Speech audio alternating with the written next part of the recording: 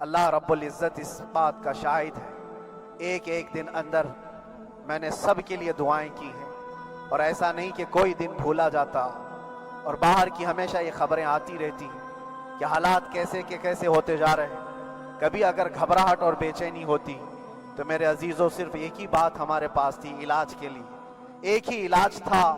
جب بے چینی بڑھ جاتی، اپنوں سے رابطہ نہیں ہو پاتا اور کسی کے خبر نہ پہنچتی، کھانے پینے کی تکلیفیں، رہنے سہنے کی مصیبتیں جب سر پر آتی تو ایک ہی علاج تھا، ان کے نثار کوئی کیسے ہی رنج میں ہو، ان کے نثار کوئی کیسے ہی رنج میں ہو، جب یاد آ گئے ہیں سب غم بھلا دیے۔ گرامی وقار، میں یہ چاہتا ہوں جہاں پر آ کر ہم رکے تھے وہیں سے ہم پھر آگے بڑھتے ہیں۔ ہم رکے تھے کہاں آ کر؟ کچھ دیر کی خاموشی ہے، اس کے بعد ہم آگے بڑھتے ہیں، اس لیے کہ مجھے کوئی شعر اب یاد کرانے کی ضرورت نہیں، اور نہ ہی کسی کے سامنے کچھ بولنے کی ضرورت ہے۔ حالات تو ایسے تھے کہ جو نان مسلم تھے وہ بھی ہمیں جیل میں دیکھ کر یہی کہتے تھے کہ آپ ہی نے کہا یہ فلاں بات۔ ہم نے کہا اللہ تبارک و تعالیٰ نے تم کو بھی یاد کرا دیا۔ میرے عزیزوں، ستیزہ کار رہا ہے ازل سے تا امروز، شرار ابو لہبی سے چراغ مصطفی بھی۔ یہ آج کل کے معاملات نہیں، ابتدا سے حق اور باطل کے معرکے ہوتے رہے، لیکن ایک بات میں آپ سب کو بتانا چاہتا ہوں، مظفر کو مقید نہ سمجھ اے سیاد۔ سیدنا مظفر حسین کچھوچوی رحمت اللہ تعالیٰ علیہ جیل گئے تھے، قید میں تھے، تب انہوں نے یہ شعر کہا تھا کہ مظفر کو مقید نہ سمجھ اے سیاد، میری یہ اسیری بھی سنت آبائی ہے، میرے آبا و اجداد کی سنت ہے جس پر میں عمل کر کے آ رہا ہوں، میرے بزرگوں کی یہ سنت تھی۔ بہرحال جن کو جس راستے سے مجھے گزارنا تھا، لوگوں کے دلوں میں یہ ٹھنڈک تھی شاید کہ زبان بند کر کے چند دنوں کے لیے قید کر دیا جائے، مگر میرا عقیدہ یہ تھا کہ اللہ تبارک و تعالی جب تک چاہے کہ کوئی اس کے لیے پابندی نہیں لگا سکتا۔ وَإِن يَمْسَسْكَ اللَّهُ بِضُرٍّ فَلَا كَاشِفَ لَهُ إِلَّا هُوَ۔ رب تعالیٰ فرماتا ہے اگر اللہ تعالیٰ تمہیں کوئی مصیبت دے تو اس کے علاوہ کوئی ٹال نہیں سکتا۔ وَإِن يَمْسَسْكَ اللَّهُ بِخَيْرٍ فَلَا رَادَّ لِفَضْلِهِ، اور اللہ کسی کو بھلائی دے دے تو پھر اس کو روک بھی کوئی نہیں سکتا۔ مولا تبارک و تعالیٰ اگر کسی کو کوئی مقام عطا کر دے تو ہزاروں کیڑوں کے پھڑپڑانے سے وہ مقام ختم بھی نہیں ہو سکتا۔ اللہ تبارک و تعالیٰ جس کو بڑھانا چاہے اس کے لیے کوئی راستہ رکاوٹ نہیں بن سکتا۔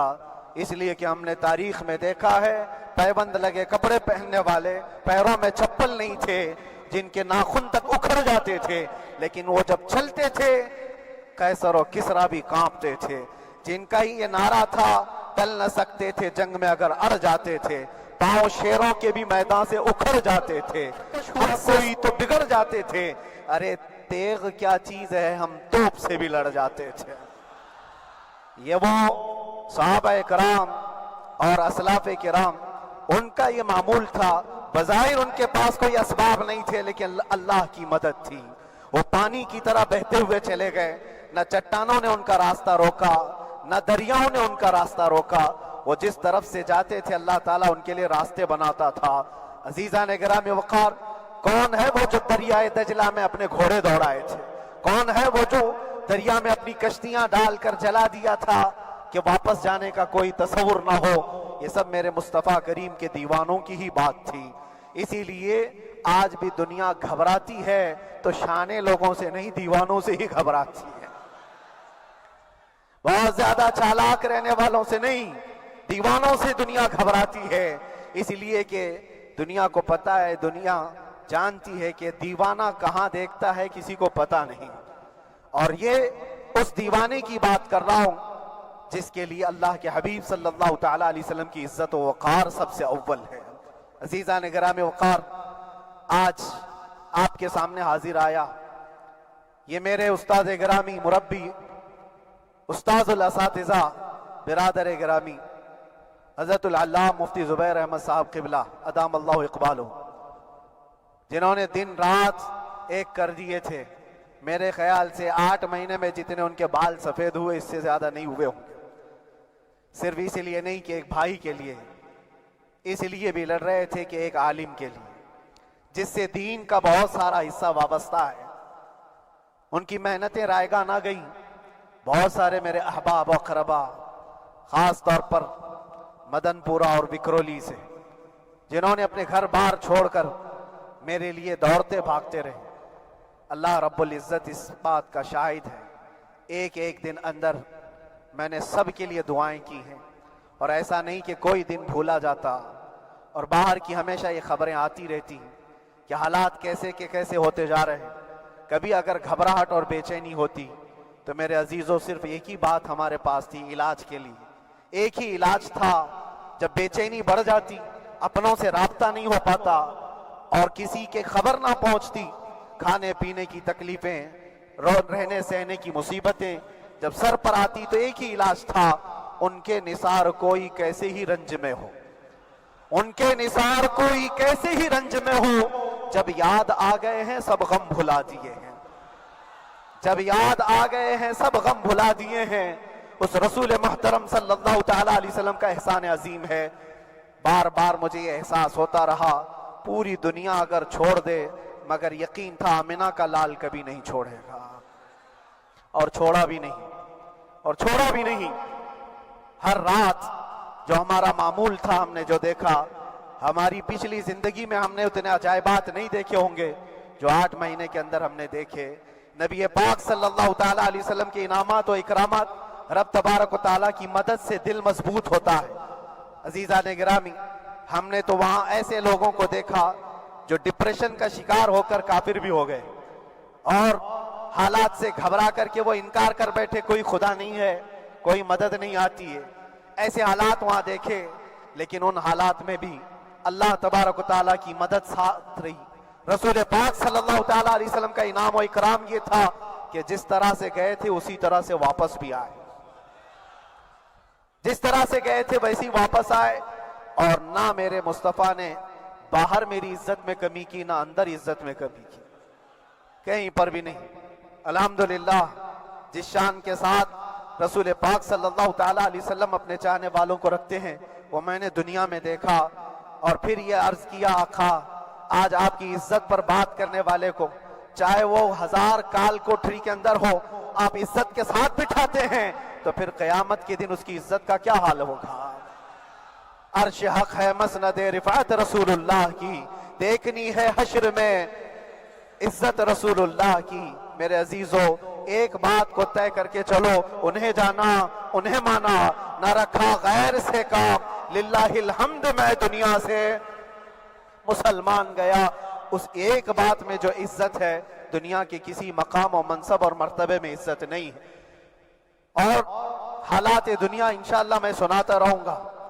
اللہ تبارک و تعالیٰ جب تک یہ زبان رکھا ہے، حق بولتے رہیں گے اور سناتے رہیں گے، اور بھی حالات آپ کو انشاءاللہ العزیز آگے سناتے رہیں گے۔ لیکن آج خصوصیت کے ساتھ میں جمعہ کے لیے اسی لیے حاضر آیا کہ یہاں کے لوگ پل پل یاد کرتے رہے۔ حضرت مجھے ہر بار خبر دیتے کہ جب نماز سے فارغ ہو کر کے میں نکلوں تو مجھے لوگ پکڑ لیتے، کیا ہوا، اب کیا خبر ہے؟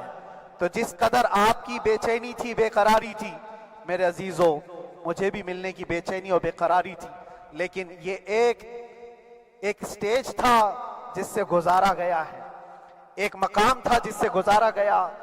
میں تو ایک نکما آدمی، میں تو ایک کم پڑا ہوا ہوں، لیکن آپ کو بزرگان دین کی اگر تاریخ پتہ ہو، امام اعظم ابو حنیفہ رضی اللہ تعالیٰ عنہ، جن کو ناحق جیل میں رکھا گیا تھا، امام موسیٰ کاظم رضی اللہ تعالیٰ عنہ 7 سال تک قید میں رہے۔ یہ کون امام موسیٰ کاظم؟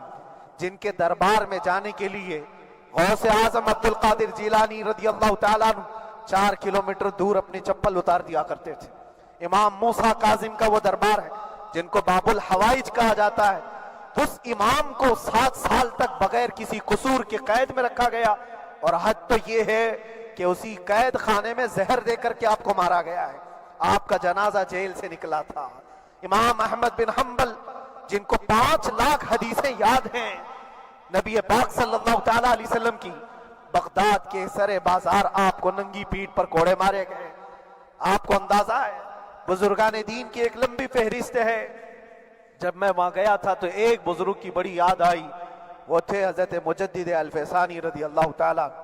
اکبر جیسے ڈکٹیٹر کے سامنے، اس زمانے کے سب سے بڑے ڈکٹیٹر بادشاہ کے سامنے آپ نے حق بات کا اعلان کیا تھا۔ مجدد الفسانی رحمۃ اللہ تعالیٰ علیہ نے فرمایا تھا کہ اسلام نام سے جو دین ہوگا وہ محمد عربی کا لایا ہوا ہی دین ہوگا، کسی اور بادشاہ کا بنایا ہوا نہیں ہوگا۔ اس بات پر آپ کو قید میں ڈالا گیا تھا، 8 سال تک قید میں رکھا گیا۔ 8 سال میں بادشاہ مر بھی گیا، بیٹا بادشاہ بنا، لیکن کسی نے آ کر جہانگیر کے سامنے یہ بات رکھی کہ آپ کے باپ نے جس مولانا کو قید میں ڈالا تھا گوالیار کی جیل میں، 8 سال میں جیل کا نقشہ بدلا ہوا ہے۔ تو بادشاہ نے پوچھا ہوا کیا ہے؟ کہا کہ اس مولانا نے 8 سال میں تقریباً 700 قیدیوں کو عالم بنا دیا ہے۔ درس حدیث، درس تفسیر، قرآن کا علم، نمازیں جماعتوں سے وہاں اس طرح ادا ہوتی ہیں جیسے لگتا ہے گنبد خضرا کی چھاؤں میں ہے۔ رب تبارک و تعالیٰ کا یہ احسان عظیم تھا۔ ان 8 مہینوں میں بحمدہ تعالیٰ میں نے اپنی لائف میں کبھی اتنی امامت نہیں کی تھی جتنی وہاں امامت کیا، اس لیے کہ پابندی نہیں ہو پاتی۔ جب جب امام رہا مسجد میں چھٹیاں ہوا کرتی تھی، ادھر ادھر آنا جانا، لیکن وہاں پر کبھی کسی نماز میں چھٹی نہیں ہوئی۔ اور امامت اللہ تبارک و تعالیٰ کو جہاں لینا ہے وہاں لیتا رہے۔ اور مجھے اس بات کا تھوڑا قلق تھا، 24 سال سے میں تراویح سنا رہا تھا، 24 سال، 24 تراویح ہو چکی تھی، رمضان المبارکہ 24 گزر چکے تھے، 25واں سال تھا، ظالموں نے مجھے رمضان سے پہلے اندر کر دیا۔ بار بار یہ خواہش ہوتی تھی کہ میری تراویح چھوٹنے نہ پائے، 25ویں تراویح ہے، 25ویں محراب ہے، لیکن رب تبارک و تعالیٰ کا احسان، اندر موجود سارے مسلمانوں نے یہ مطالبہ کیا کہ ہم یہاں جماعت سے تراویح قائم کریں گے، اور اب تک لوگ الم تری کیف والی تراویح کبھی کبھار پڑھ لیا کرتے ہیں، لیکن سارے لوگوں نے مل کر کے یہ اتفاقاً کہا کہ ہم پورا قرآن آپ سے سننا چاہتے ہیں۔ کیسے کیسے قیدی تھے، کیسے کیسے کرائم والے تھے۔ میں نے کہا آج میں ایک دن پڑھاتا ہوں، ایک پارہ پڑھوں گا، آپ کو اگر لگے تو بتا دینا، بھاری پڑ جائے، کیونکہ لوگ سارے کرمنل ہیں اور کئی طرح کے جرائم کیے ہوئے لوگ ہیں۔ نماز دین سے کہاں زیادہ رشتہ، کہاں ہو سکتا ہے یہ گھبرا کر بھاگ جائیں۔ ایک دن پڑھاؤں گا، اگر آپ کو لگے تو بول دینا، نہیں تو کل سے الحم تری۔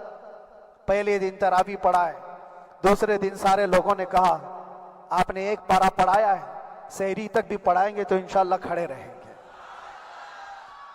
یہ جو استقامت، یہ ساری چیزیں دلوں کا جمع ہونا اور ہماری طرف دلوں کو پھیر دینا بغیر اللہ کی مدد کے نہیں ہوتا، رسول پاک صلی اللہ تعالیٰ علیہ وسلم کے کرم و احسان کے بغیر نہیں ہوتا۔ وہ تراویح بھی پڑھتے رہے، تفسیر قرآن بھی سنتے رہے اور قرآن کی تعلیم بھی لیتے رہے۔ پھر مجھے اندازہ یہ ہوا کہ رب تبارک و تعالیٰ کی منشا یہ تھی کہ ہماری تراویح کی محراب کی سلور جبلی جیل کے اندر ہو جائے۔ مجھے اس بات کا کوئی قلق نہیں رہا کہ میری کوئی چیز چھوٹ گئی ہے۔ ہاں، عید، بقرعید، محرم، یہ تمام چیزیں لوگوں کی یاد تو رہتی، رشتہ دار، احبا، اقربا کی یاد، لیکن اللہ کی مرضی، میرا رب تبارک و تعالیٰ جو پسند کرے اس میں ہم راضی ہیں۔ اگر مولا یہ چاہتا ہے کہ میں تنہا پڑھوں تو اس کی رضا میں ہم راضی ہیں، اگر وہ چاہتا ہے کہ مجمع ہزاروں میں ہم نماز ادا کریں تو اس کی مرضی پر ہم قائم ہیں۔ عزیزان گرامی وقار، صبر اور سکون کے ساتھ جو حالات گزرے اس میں سب سے بڑا کردار آپ سب کی دعاؤں کا ہے، سب کی دعاؤں کا۔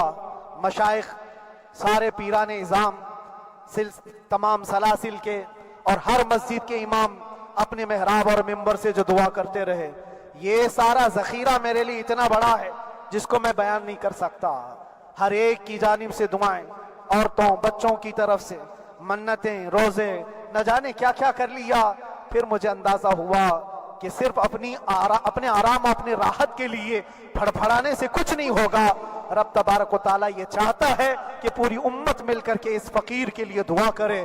اور اللہ تعالیٰ کو جب تک منظور تھا تمہاری دعائیں ہوتی رہی. بعض لوگوں کو یہ خیال بھی آیا، کچھ میرے احبا اقربا رشتہ داروں نے بھی کہا اتنی ساری دعائیں ہوئی قبول کیوں نہیں ہوتی؟ ایک بات یاد رکھو، پوری دنیا مل کر کھڑے ہو کر دعا کرے. اللہ کی قدرت پر کوئی کام کرنا واجب نہیں ہے، اللہ پر کوئی چیز واجب نہیں ہے. اگر وہ اپنے فضل سے عطا کر دے تو اس کا احسان ہے، اس کا احسان ہے. اب چاہے وہ سال بھر میں قبول کرے کہ 5 سال میں قبول کرے.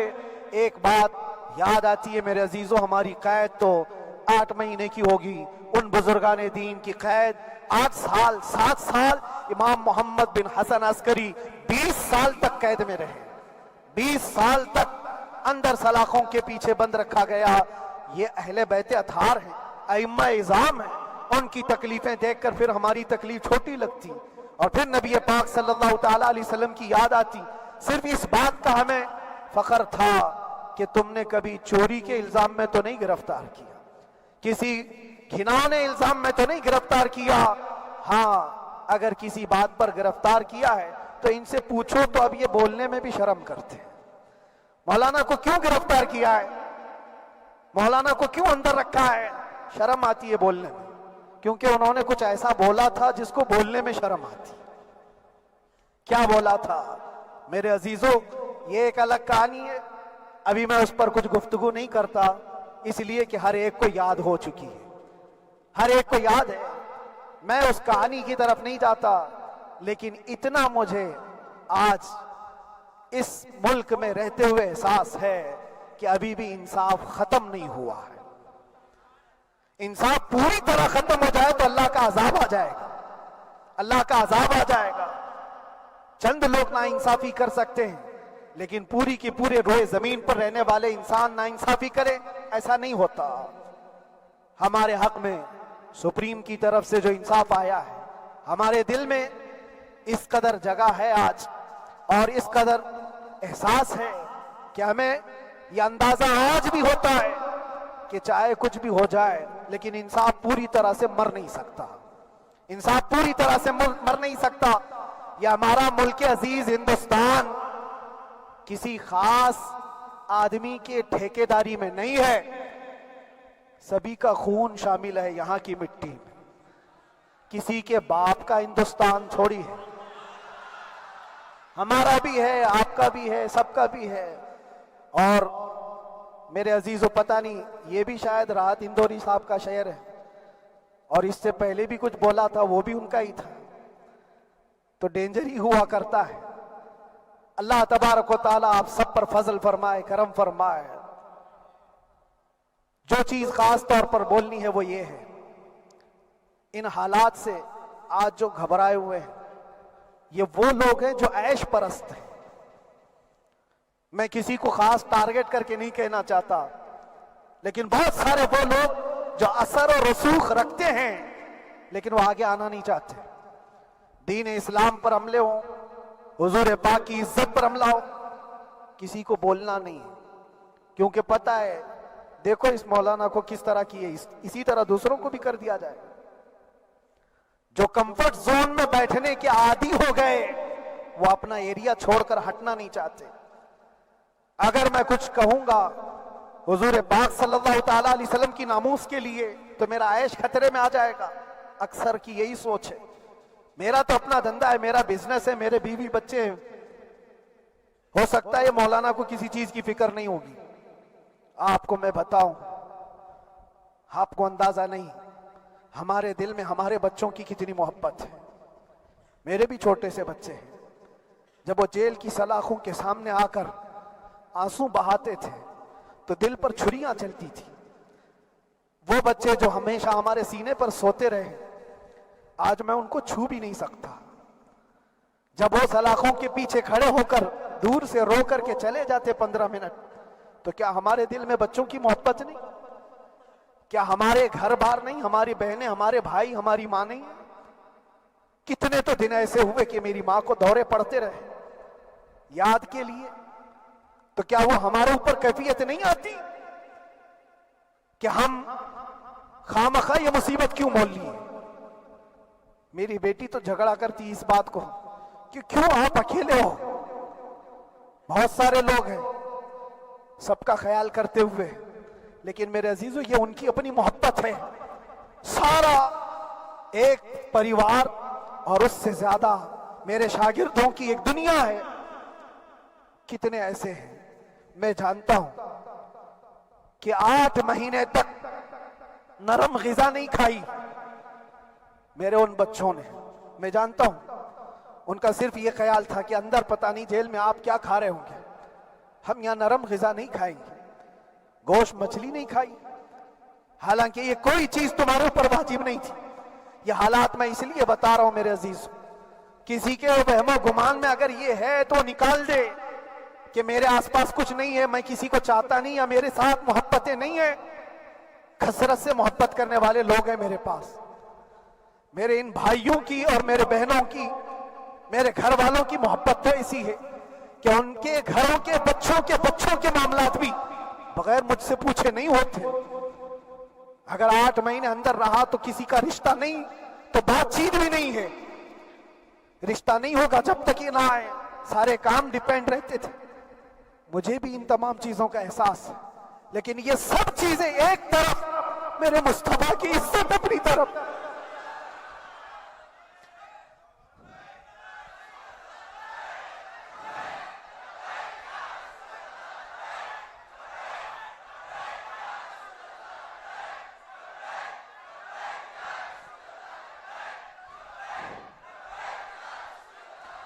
میرے عزیزوں، ہر ایک کے آنسوں کے قطرے میں نے دیکھے، بھائیوں کے، بہنوں کے، میرے پاس ملنے کے لیے میرے جو شاگرد آتے ان کے، یہ اکثر جب جیل کی دیوار پر آ کر کھڑے ہوتے، ان کی آنکھیں لال، یہ آنسو بہاتے 15 منٹ ملاقات کر کے چلے جاتے۔ آپ کو کیا اندازہ ہے اندر کے حالات ایک دن 1 سال کے برابر لگنے لگتا ہے، گھٹتے رہتے، لیکن ایک بات کا احساس بار بار ہوتا کہ یہ ساری محبتیں ایک طرف ہے، لیکن ہم جس کے لیے کھڑے ہوئے ہیں اس کی محبت میں کوئی سمجھوتا نہیں، اس کی محبت میں کوئی سمجھوتا نہیں۔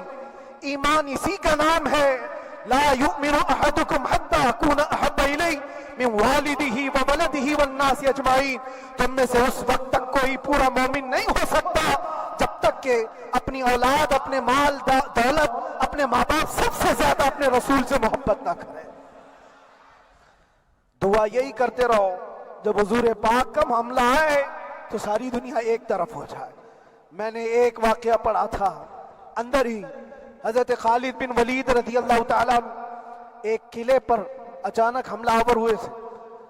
وہ قلعے میں موجود جو دشمنان اسلام تھے ان کی پارٹی چل رہی تھی، بڑے بڑے قالین، صوفے بچھے ہوئے، تشتوں میں قیمتی کھانے رکھے ہوئے تھے۔ خالد بن ولید کے ساتھ جو لشکر ہے یہ تو وہ غریب صحابہ تھے جو پیون لگے کپڑے پہنتے، ایک کھجور پر پورا دن گزارتے۔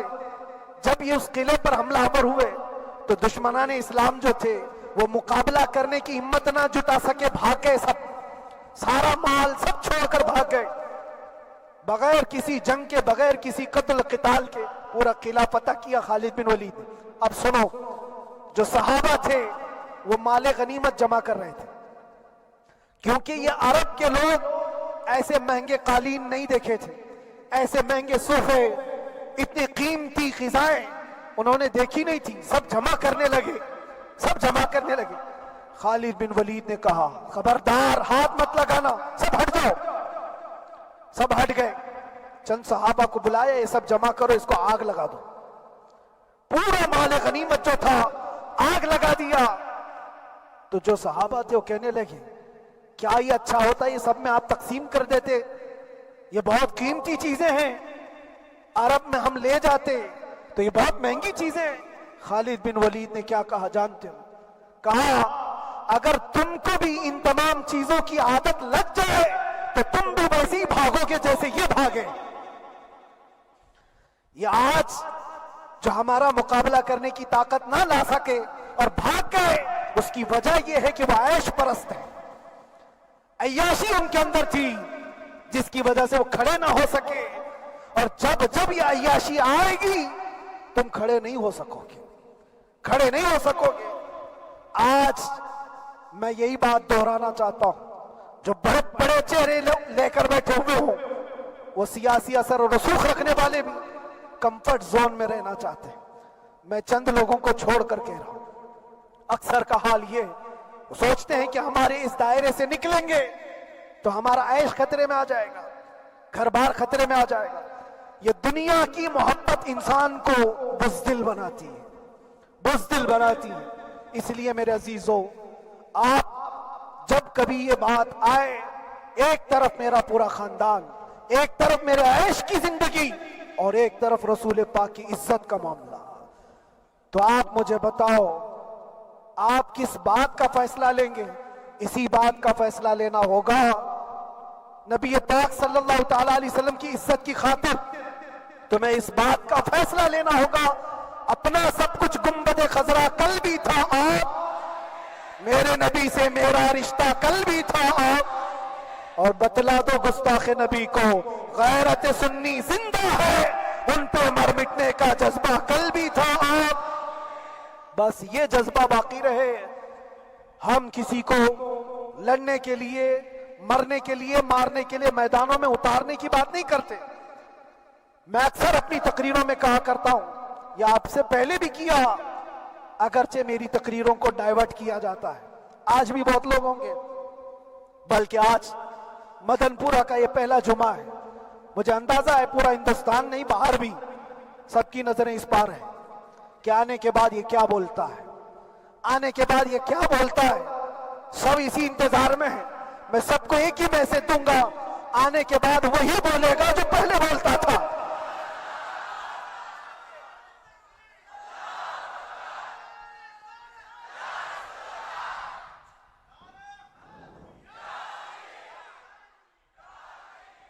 اگر کچھ غلط ہوتا تو ہمارے اس ملک عزیز ہندوستان کی سب سے اعلیٰ عدالت یہ نہیں کہتی کہ ان کے اسپیچ میں کوئی ہیٹ مسئلہ نہیں ہے. وہ ہمیں اندازہ ہے میرے عزیزوں. ہاں جہاں غلطی ہوگی ہم بھرے اعلان کے ساتھ کہیں گے کہ ہم سے یہ غلطی ہو گئی، ہم سے یہ خطا ہو گئی، زبان پھسل گئی. لیکن جو چیز نہیں ہے تو اگر تم زبردستی اس کو کہو گے تو یہ ہم نہیں مانتے. ہاں بس اتنی دعا میرے حق میں کریں کہ جتنی بھی زندگی باقی ہے، جتنی زندگی باقی ہے، اللہ تبارک و تعالی حضور پاک کی محبت اور ان کی عظمت کی حفاظت کے لیے جیتے مرنے کی توفیق عطا فرمائے. ہمارا کام صرف اتنا رہ گیا، جو میسج دینا تھا وہ ہم نے دے دیا. اب جو حالات آ رہے ہیں میرے عزیزوں، آپ سب کے لیے بھی میں یہ گزارش کروں گا، دین کی طرف آ جاؤ، سچائی کی طرف آ جاؤ، ورنہ گاجر مولی کی طرح کٹ جاؤ گے، ختم ہو جاؤ گے. دین کی طرف آؤ، سچائی کی طرف آؤ. اور اسلام نے کہیں پر بھی تمہیں کسی طرح کے آتنک اور دہشت کی تعلیم نہیں دی ہے. کہیں پر کسی ٹیررسٹ کی کوئی بھی تعلقات کی، کہیں مجھے کوئی بات بتا دو. اگر کوئی مسلمان اس طرح کی حرکتیں کر جاتا ہے جس کو یہ لوگ بدنام کرتے ہیں تو ہم سمجھتے ہیں اس کا اسلام سے تعلق نہیں ہوگا. اسلام سے تعلق ہوتا تو اس کے اندر صدیق اکبر اور فاروق اعظم کی ادائیں ہوتی. آج آپ کو وہ معاشرہ زندہ کرنے کی ضرورت ہے. میں نوجوانوں سے کہوں گا، بہت دن گزار لیے ٹک ٹاک پر مجرے، اور تمہارے اس انٹرنیٹ کی دنیا پر جس طرح تم نے آوارگی کر لی ہے، اب وقت کم بچا ہے. آ جاؤ میرے نبی پاک کی گنبد کی چھاؤں میں. عزت وہیں پر ہے، انہی کے قدموں میں عزت ہے، اور یہاں پر بھی ہے اور آخرت میں بھی ہے، آخرت میں بھی ہے. بس اس عزت کے لیے آپ سب سے میں گزارش یہ کروں گا، سچائی کی طرف واپس آ جاؤ، سچائی کی طرف واپس آ جاؤ. جو تمہاری نمازیں باقی ہیں اس کو پوری کر لو، اس سے پہلے کہ دنیا تم پر نماز پڑھ دے، اس سے پہلے کہ تمہارے جنازے کی نماز پڑھی جائے اپنی نمازیں کمپلیٹ کر لو، اور علماء ذوی الاحترام کا ادب و احترام اپنے اندر رکھو۔ صرف اس بات کے لیے آپ کو میں احساس دلانا چاہتا ہوں کہ مجھے جس راستے سے گزارا گیا، جتنے دن قید و بند کی صحبتیں گزاری گئی، یہ صرف یہ میسج دینا تھا کہ پھر اس مولانا کا یہ ہو سکتا ہے تو چھوٹے چھوٹوں کی کیا کر دیں گے۔ ایسا اگرچہ آ جائے موقع تب بھی گھبرانے کی ضرورت تھی۔ آپ کو پتا ہے اس ملک عزیز ہندوستان کی آزادی میں 30,000 علماء کو پھانسیوں پر لٹکایا گیا۔ انگریزوں نے 30,000 علماء کو کشمیر سے لے کر دلی تک ہر درخت پر ایک عالم کی لاش لٹکتی تھی۔ انہوں نے قربانیاں دی ہیں، قربانیاں بزرگان دین کے علماء ذوی الاحترام کی ہوئی ہیں۔ یہ اور بات ہے کہ اس جنریشن نے آج ہم کو دیکھا تو ان کو بہت بڑا لگتا ہے، یہ کوئی بہت بڑی بات نہیں تھی، بہت بڑی بات نہیں تھی۔ اس پروسیس سے بہت سارے علماء کو گزارا گیا ہے۔ سرکار مجاہد ملت رحمت اللہ تعالی علیہ ایمرجنسی کے زمانے میں 18 مہینے تک قید میں گزارے، 18 مہینے تک ایمرجنسی، وہ بھی ڈکٹیٹر کا زمانہ تھا۔ اس زمانے میں بھی آپ اندر رہے، لیکن باہر آنے کے بعد نہ آپ کے مشن میں کوئی کمی آئی، نہ آپ کی زبان میں کوئی لکنت آئی۔ اللہ والے جو ہیں وہ اللہ کی رضا کی طرف اور رسول پاک کی رضا کی طرف ہوتے ہیں۔ ہم سب بھی اس مشن کو آج یہاں سے زندہ کرتے ہیں، جہاں سے ہم چھوڑے تھے وہیں سے آگے بڑھتے، جہاں سے ہم چھوڑے تھے وہیں سے ہم آگے بڑھتے ہیں۔ کسی کو اگر کچھ برا لگتا ہے تو وہ اس کے سمجھ کا قصور ہے، اس کے فہم کا قصور ہے۔ ہم نے کسی کو ٹارگٹ کر کے کبھی کہا نہیں، بلکہ یہ تو کامن بات ہے، ایک تو کامن کہی جانے والی بات ہے۔ فخر سے اگر کوئی آدمی اپنے گھر میں کہے کیا بات ہے مولانا آج صبح سے تمہارے گھر میں کچھ ہلچل نہیں ہے، کچھ ہلچل نہیں ہے، ہو سکتا ہے تمہارے گھر میں کوئی نہ ہو، تم اکیلے بیٹھے ہو، بیوی کہیں گئی ہے، ماں کہیں گئی ہے، گھر میں کوئی بنانے والا نہیں ہو، گھر میں خاموشی ہے، تو تم اگر اس کو جواب دے دو کہ کچھ دیر کی خاموشی ہے، شام میں آ جائے گی، کچھ دیر کی خاموشی ہے، شام میں آ جائے گی، تو کیا گناہ کیا، کیا گناہ کیا؟ اس کے حالات پر وہ بول رہا ہے، اس کے گھر میں خاموشی ہے اسی لیے بول رہا ہے۔ ہم نے بھی اسی لیے کہا کچھ دیر کی خاموشی، اس لیے کہ ہم جانتے ہیں اسلام وہ نہیں ہے جو یہاں دکھ رہا ہے آج، اسلام تو وہ تھا جو صدیق اکبر کے زمانے کا تھا، اسلام تو وہ تھا جو فاروق اعظم کا تھا، اسلام تو وہ تھا جو عثمان غنی اور حیدر کرار کا تھا۔ تو وہ جو ہلچل تھی وہ خاموش ہے، صلاح الدین ایوبی کا دور تھا، وہ اسلام کی ہلچل تھی۔ تو میرا گھر آج خاموش ہے، اس لیے تو میں پکار کر کے رہا کچھ دیر کی خاموشی ہے، اور ہمیں اپنے رب سے یقین ہے یہ خاموشی ایک شام ٹوٹے گی، کوئی صلاح الدین آئے گا۔ اور اللہ تبارک و تعالی ہم سب کے اس عزم اور حوصلے کو زندہ رکھے، اور آپ سب کی محبتوں کو سدا سلامت رکھے، اور میرے آقا صلی اللہ تعالی علیہ وسلم کے قدموں پر مر مٹنے کی ہمیں توفیق عطا فرمائے۔ وآخر دعوانا الحمدللہ رب العالمین، لبیک یا رسول اللہ۔